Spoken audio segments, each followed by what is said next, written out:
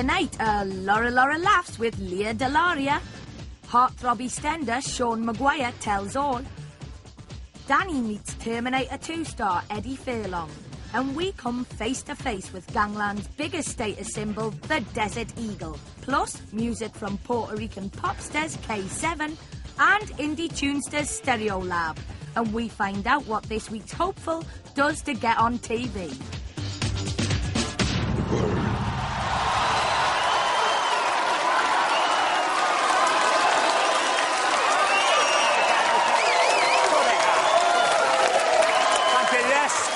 Welcome to another big budget edition of The Word.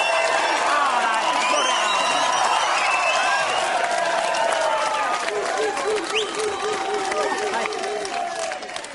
on. I can wait here all night, you know. No, listen, I was going to say, you know, another big budget edition of The Word, and speaking about budgets, Kenneth Clarke. Now, apparently, Britain's a great place now, because there's no more unemployed. What we've got now is job seekers, and there's no more dole, you've got job seekers allowance, which means that if you are, you know, out of work, then you won't be called a dolly anymore, but you might be called a bit of a jobby. I guess. Anyway, good evening to you all over home. That was a good one for you, Terry. That was.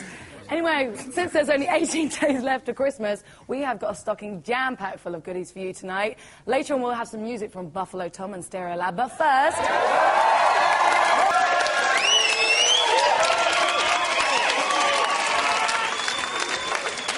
Hi, nice to meet you. How you doing? Nice to meet you. You were doing these Smash Hits Awards, and you've been doing this Smash Hits tour. And apparently somebody told me that you've replaced New Kids on the Block because they thought that their lyrics, dog, dirty dog, dirty dog, ooh, you're a dirty dog.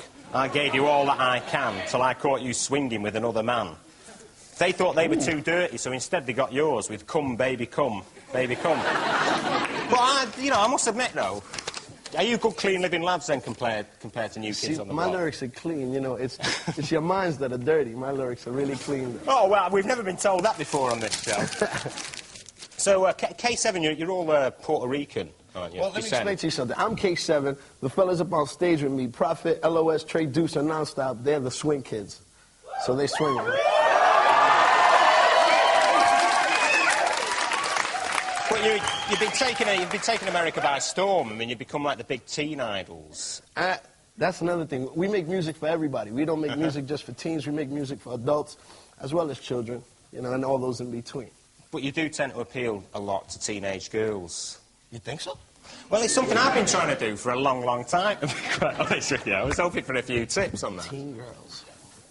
Well, don't you?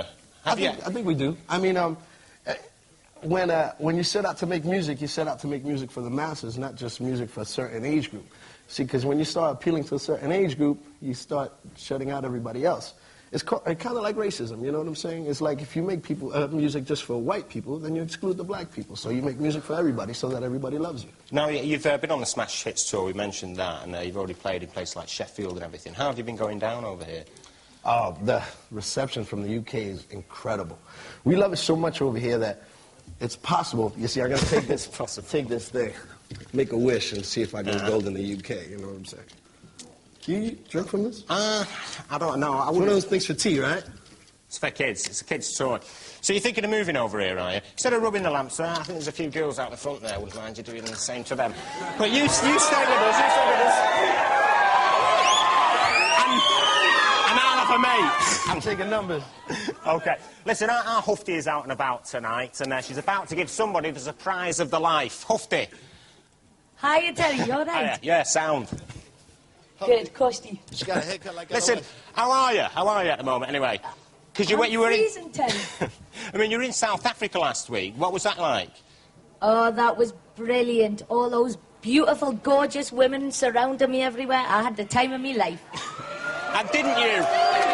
And didn't you spot Grace Jones swimming naked in the swimming pool? Aye, I did. 5 o'clock in the morning, no clothes on.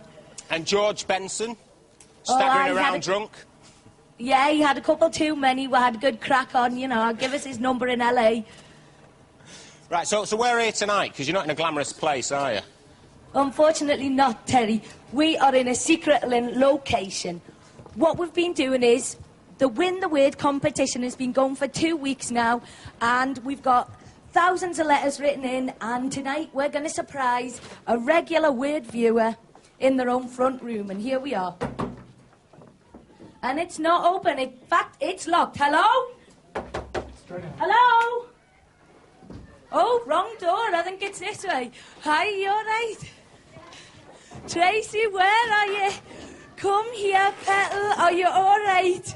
You let us sit down beside you. I am absolutely freezing. How are you? You're live on Channel 4 on The Word. Look, and you've got your mouth full of what you're eating. She's eating crisps. Aye, I wouldn't mind. Where are they? Look, you're a regular Word viewer. You love The Word, don't you? And here you are, sitting in your pyjamas. Let's have a look at them slippers. Look at them. How old are you, Tracy? 21. You're 21 and you wear slippers like these. Have you seen these? Gorgeous. Come on, I got 3 years ago. What's that pink thing round your mouth? I don't know. What is it? What's No, I that? forgot You've what got a it was. Ribena moustache. Yeah, 28. Yeah, you have, Trace. See your front room. You have won the Word, right? I'm And we are gonna going to try. transform this beautiful front room into a mini Word studio. We've got gorgeous. millions of surprises for you.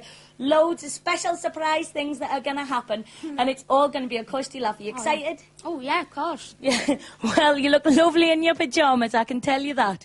Oh, so Terry, when we come back to you, this living room will be transformed into a glamour palace. I tell you, it's going to be beautiful. You hear what I'm saying, Teddy? Lovely. Say to that. I'm looking for... See ya. See you later on. See you later. They always have quite posh houses, people who get visited by The Word. Now, I should say, our next guest tonight, stand up. All right. With his gammy leg and all. There we go. Here he is, Sean Maguire from EastEnders. It's very... Yes, Sean Maguire, you've actually damaged your leg on Bad leg. riding speedway bike. Yep, that's the one right there. That's the one that crashed. how bad an accident was it? Well, actually, I was just speaking to the guy who owns the bike, and he said that... I realised when I was in hospital that I was actually really lucky. I mean, a lot of the guys break their neck, break their spine, break their ribs and everything, and I thought I was like being really hard done by breaking my leg, but really I was lucky to get away with what I did. Thank you very much. Very sad moment. Now, did you get lots of get-well cards off all your millions of fans? Because they keep saying you get more fan mail than everyone else on EastEnders. I don't know. It's stupid. It's like as if somebody's sitting there counting everyone's and says, "Oh, Sean's got the poll this week." I don't know. I don't count them. It depends, really. Now, people who are watching and haven't seen you interviewed on the TV before will think, well, where's his Irish accent? Sean Maguire, Aiden off EastEnders.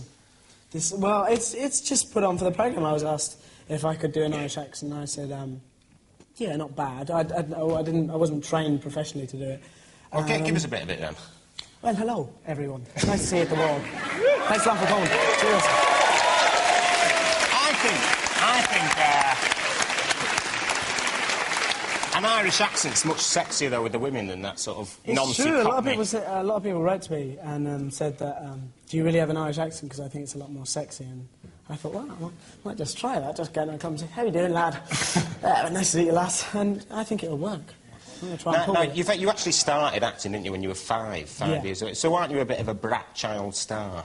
No, well, because I didn't really know what it was then. It was just a case of people said, would you like to do this? And I said, yeah, no, I don't mind. And it was a film for Thames called Voyager and My Father.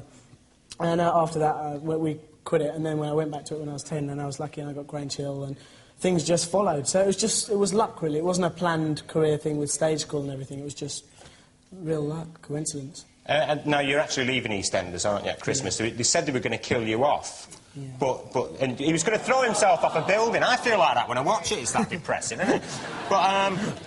But because you broke your leg, they don't think it'd be realistic, you jumping off this big high building. So how are they going to get rid of you out of the series? Well, obviously, you know I can't tell you, because when everyone watches it on Christmas Day, it'll be ruined for everyone, because everyone will be eating their Christmas dinner that day. You know, you'll all be watching EastEnders on Christmas Day. Of course you will. They watch the repeat. No. And of course we'll have to ask about your big fat job that you've got to go to after that. Spread the word.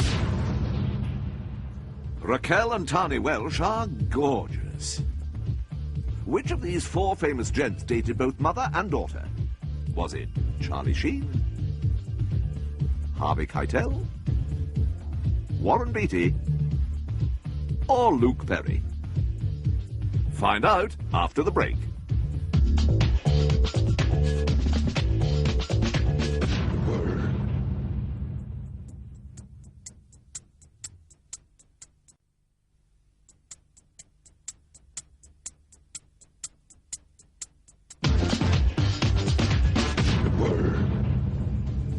We asked you which of these four famous gents dated Raquel and Tani Welsh.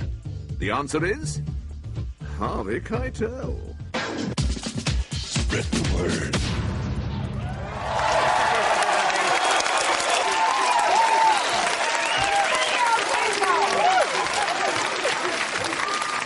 Aren't they noisy?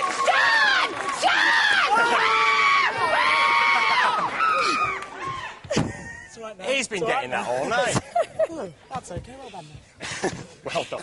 Yeah, so is it chic to be a lesbian, and why? I'm so sick of lesbian chic. I am sick of lesbian chic, and I'm a lesbian. I can't even imagine how straight people feel. They must be so tired of it.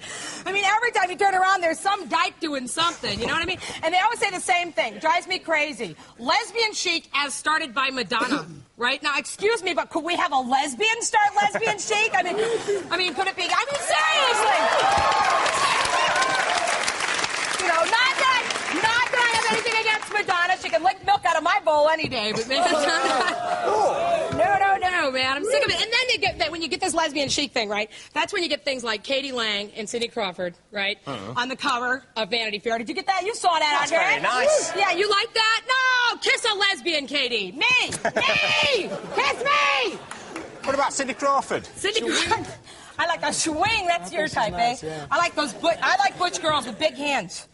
Well, Yeah. No, listen, Yes, I like my girls hung. Think about it, Sean. Think about it, Terry. No, he's Sean. I'm Terry. You're Terry, he's Sean. I wish I had his youthful good looks, really. You have those cheekbones, though. Oh, listen, I'll start on that. I had enough of that kind of chip last week.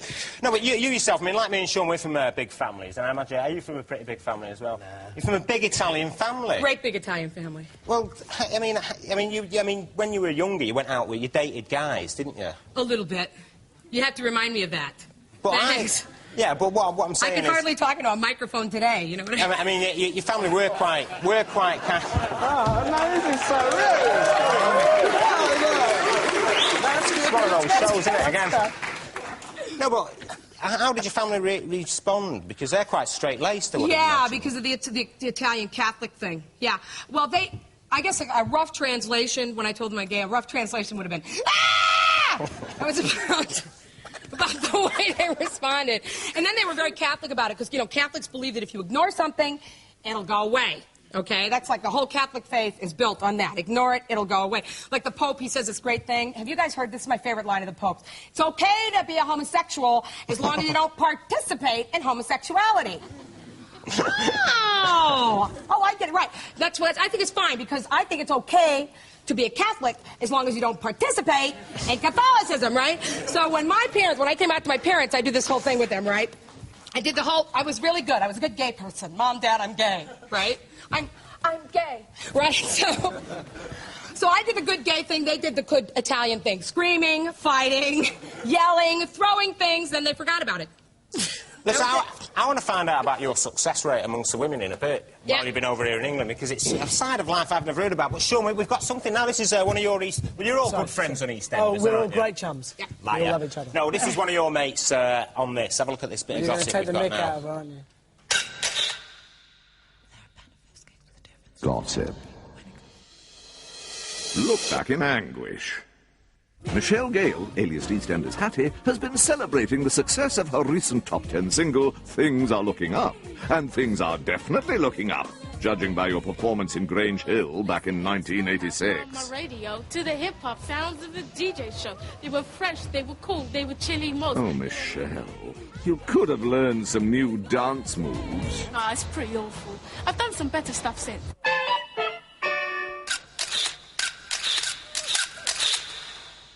Oh, yes.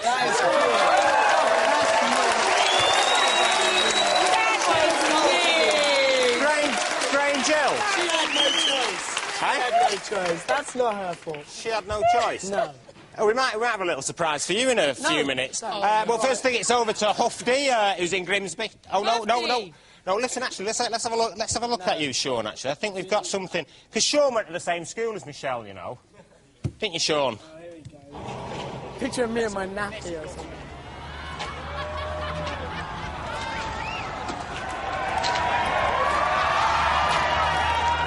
I'm not touching anything. That's it.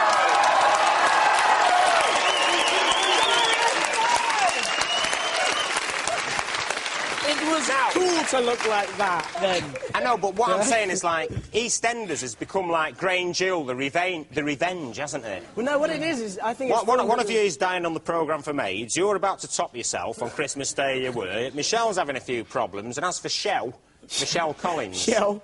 Oh, Michelle Collins. Sydney, she, you know, she was like, you know, a very sort of down-at-heel mum, isn't she? Well, yeah, it's kind of... It's a bad school, depressing Grange Hill? It's a depressing school, really. Because, like, you go to Grange Hill and you come out and life sucks, really, after that. Because it's such a great school, everyone's so upset to leave, really. That's what it is, I think. That would be a great soundbite for the rest of his career. Is there anything... You could just have that camera with him just going, life sucks, life sucks, But life sucks. is there anything embarrassing that we could have dug out from your early years? Oh, probably. Like what? Well, there was... Yesterday. There was that time I had an affair with Nancy Reagan. And, Alyssa, that would have done it for me. An affair with Nancy Reagan. Listen, some women will do anything to draw attention to themselves, but would you girls out there go as far as this young lady did just to get on TV? Oh, was it her?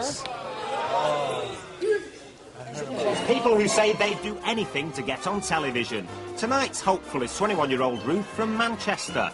Ruth loves clubbing and spending Sunday morning relaxing in the bath with a good book. So we provided this young bookworm with a bath and 20,000 live worms.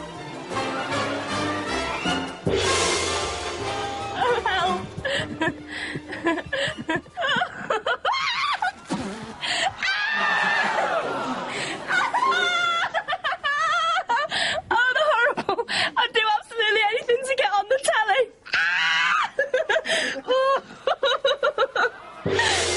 Well done, Ruth. You're a star.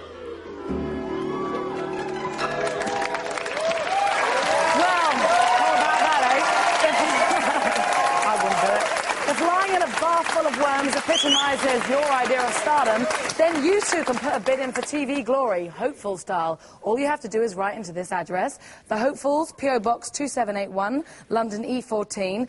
But if you feel like you're a person who needs a little bit more glamour in your life, then stay tuned, because after the break, we bring you the life and love of Eddie Furlong, Arnie's sidekick in Terminator 2, plus music from Buffalo Tom, and we'll be finding out whether Hufty has any more surprises for Tracy. Don't go changing. The word. Which part of a famous celebrity are we looking at? Find out after the break. Spread the word.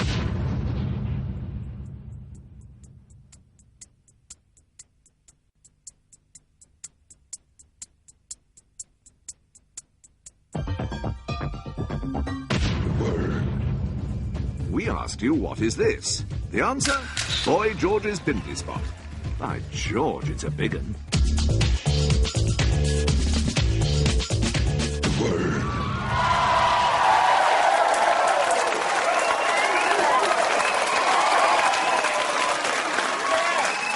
Welcome back. What a fantastic audience this evening. Leah Delaria, K7 and Sean Maguire still with us for the ride. And coming up, I meet up with Eddie Furlong from Terminator 2 to find out who he is a schmoozin'. And we're also, Buffalo Tom will be rocking the house. And talking of rocking, apparently Hufty's there rocking Tracy's flat up in Grimsby. Hufty, what's happening?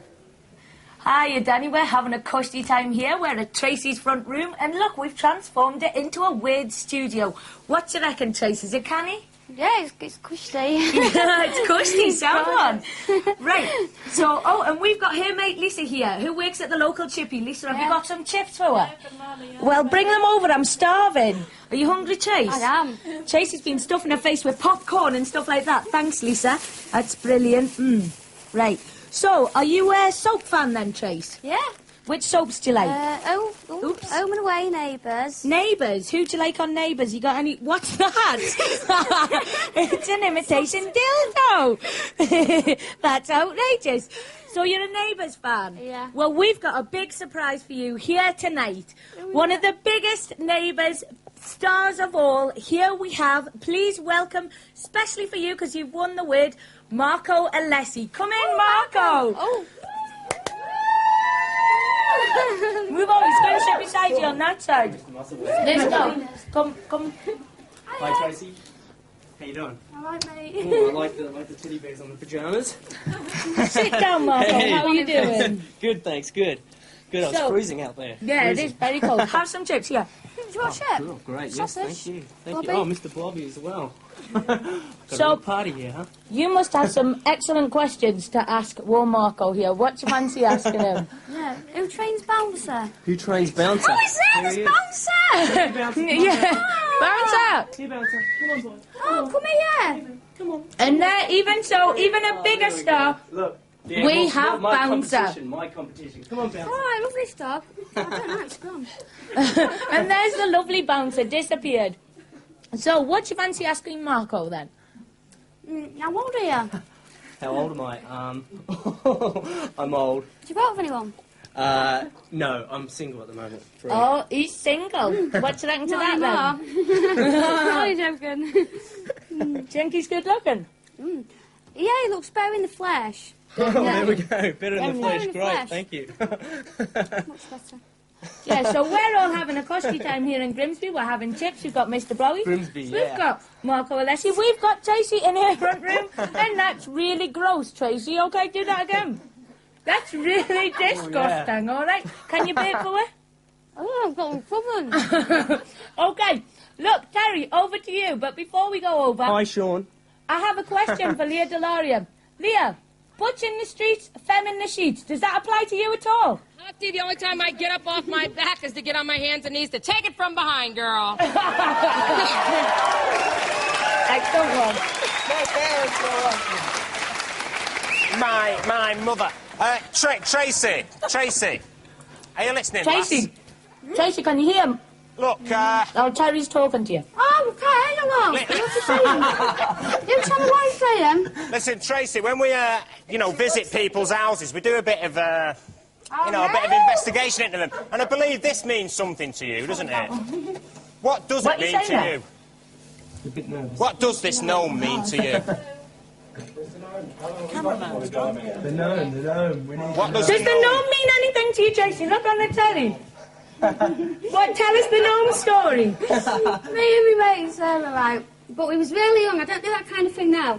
We was a bit tipsy one night, and I had a bit of a fetish for gnomes. And I saw one in the yard, and I've got to have it because it was dead cute, like. So I got it, and as soon as we got out, we got into a bit of trouble for it. We got arrested. You got arrested for pinching a gnome. And what happened after that? I got a fine. You got sent to court. 90 quid fine. Tell you what, it's the dearest gnome I've ever bought. That's outrageous. It is outrageous. I can tell you, it was an outrage. Outrage. I'll write to my local MP. See you later, Terry. We're having custy chips. Later. Stay on. Bye. We'll have a whip round for her in here. But that's what happens when women get drunk, innit? They go and pick up some short guy. No. Whoa. Take that from him, women. Are we going to take that from him? That's sexist remark. Are we going to take that? Oh, my No way. God. I'm a pariah. I'll be wearing a hair shirt to be an right on now, won't I? It's terrible. You don't pick on Sean, do you? He's such a sweet young man. He's sweet. Look at him. Listen. We've got another sweet young man now. And actually, Danny's been over to California to meet up with him. Have a look at this. Danny's a sweet young man? Yeah, this is a sweet young man. He's half Mexican, part Russian, but on the big screen he's all American.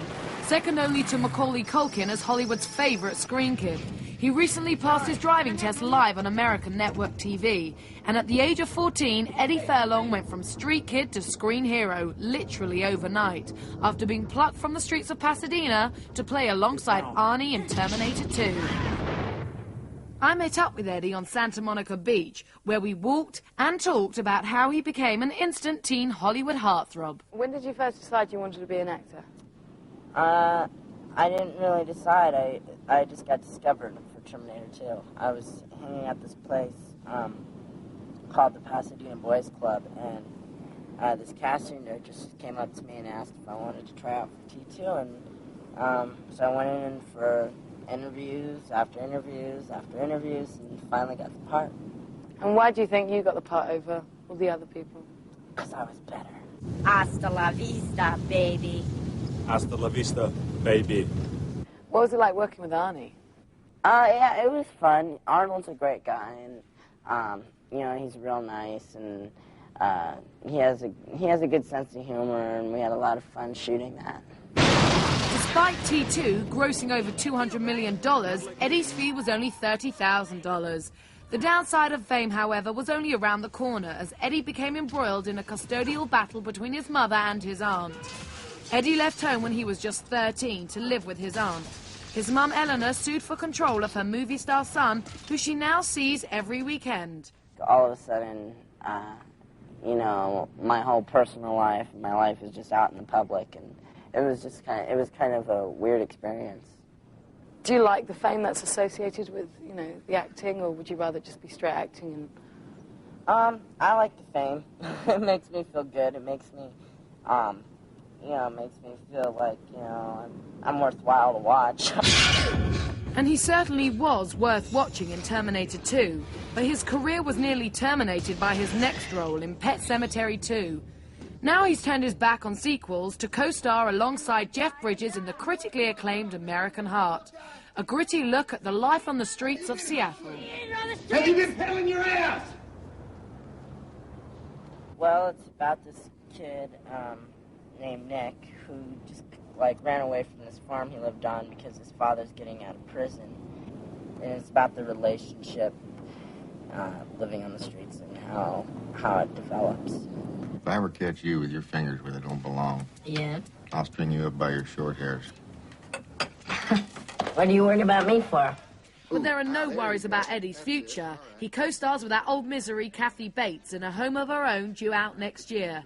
And making sure he avoids the Hollywood pitfalls that afflicted Drew Barrymore and the late River Phoenix is 29-year-old Jacqueline Domack. They met on the set of Terminator 2, on which she was his stand-in and personal tutor, and she's been giving him lessons in love ever since. So who's your perfect woman? My girlfriend, Jackie. I like, you know, she's the most beautiful woman in the whole wide world, and she's the most perfect woman in the whole wide world, and she has the most perfect personality, and she keeps me down to earth. I always tell her that, you know, it's like weird because it's like nature didn't create her. It's like she makes me believe in a god because she, you know, she's just so perfect. It's weird. Are you in love? Oh, hell yeah. The word. 16, he's got a 29-year-old girlfriend. It can't be anything to do with the fact that he's got loads of money. And what do you think of that kind of age difference between a guy and a girl? Would you have liked to have gone out with a 29-year-old? Yeah, well, I'm looking for like a 47, you know, something like Raquel Welch-looking girlfriend right now to take me around, spend money on me. Is that what you're... Well, you'll be able to spend money on her, won't you? Nah, her spend money on me. Well, I've noticed that you and Leah... Give and take. You and Leah have been spending all night. I'm sorry, girls, to put you through this, but the girls in the audience have been getting eyed up by you and Leah all night. It's true. We're choosing girls. And we like the same women. Yeah, We've been cruising the same women. Well, not exactly the same women, but, you know. This could be interesting. Can I take the photographs later? Sean, you're 17. Have you got yourself a 29-year-old girlfriend? No, I tried, but I crashed and burned. No, I like a girl who's 24, but I don't... My mum and dad keeps on saying, no, she won't look at you, she won't look at you. Same thing happened to me. I know, it's because I haven't got Edward Furlong's money, I think. Haven't you? No. You must have. You've been in a film with Matt Dillon, haven't you? Yeah. Go on, tell us about it. No, it was just a quick part. Someone said, do you want to go up? And it was just a couple of photos for a film, and I didn't know what it was. And it was for a film... A Kiss Before Dying. Yeah, and it was like to play him when he was younger and just a couple of photographs and stuff, and it got all out of proportion. Everyone said, oh, he's a young Matt Dillon and all this. And in fact, you were just a photograph on the sideboard, innit? Brilliant part, good part. I didn't deny it. They delivered your lines great, yeah, Matt Dillon, yeah, in fact, that was your best acting performance. I think it was, yeah, 'cause I just got that. Sorry. Listen, we'll have a look at this bit of gossip. Seeing as Leah's you're quite dirty, actually, aren't you? Let's have a look at this. What do we got here? Oh, this is fantastic. I love Dish. What is this one on? Gossip. Sneak preview. If you're stuck for a Christmas gift idea, then maybe our friend porn star Jeff Stryker can help you fill your stocking. The over-endowed Mr. Stryker has something new on offer, his Keep Fit and Self-Defense video, Strike Back. In it, Jeff reveals how you can turn your whole body into a weapon. Flip kick. Good, and a knee kick. In this case, a lethal weapon.